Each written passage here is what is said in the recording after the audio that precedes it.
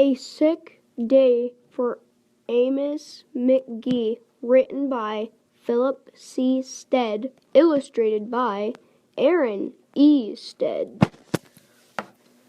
Amos McGee was an early riser.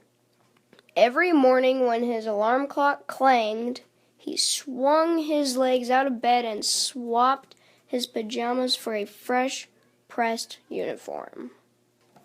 He would wind his watch and set a pot of water to boil, saying to the sugar bowl, "A spoonful for my oatmeal, please, and 2 for my teacup."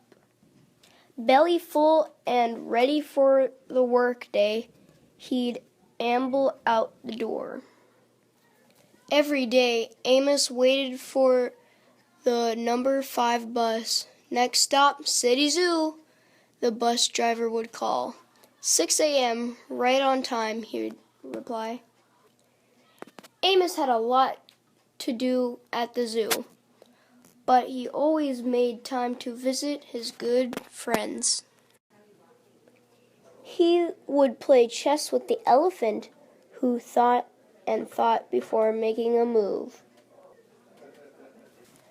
Run races with the tortoise, who never lost. Sit quietly with the penguin, who was very shy.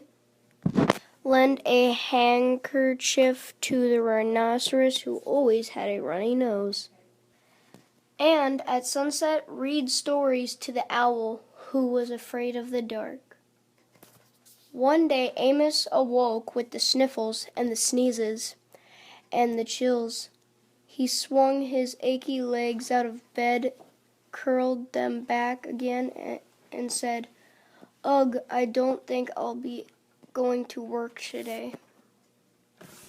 Meanwhile, at the zoo, the animals waited for their friend. The elephant arranged his pawns and polished his castles. The tortoise stretched his legs and limbered up. The penguin sat patiently, all by himself. The rhinoceros worried that his allergies were worsening. The owl perched atop a tall stack of storybooks, scratching his head with concern. "Where's Amos?" the animals wondered. Later that day, "Hooray, my good friends are here!" The elephant prepared a game of chess. Amos thought and thought before making a move.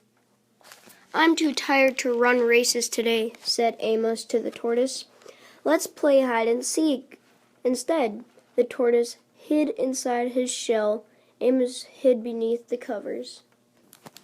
Amos yawned. "I could use a nap." The penguin sat quietly, keeping Amos's feet warm. Achoo! Amos woke with a sneeze. The rhinoceros was ready with a handkerchief.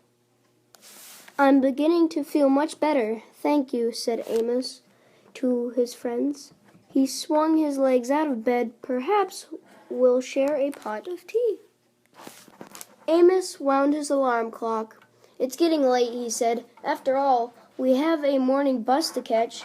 So Amos said good night to the elephant, and good night to the tortoise, and good night to the penguin, and good night to the rhinoceros, and good night to the owl, who, knowing that Amos was afraid of the dark, read a story aloud before turning out the light. The end.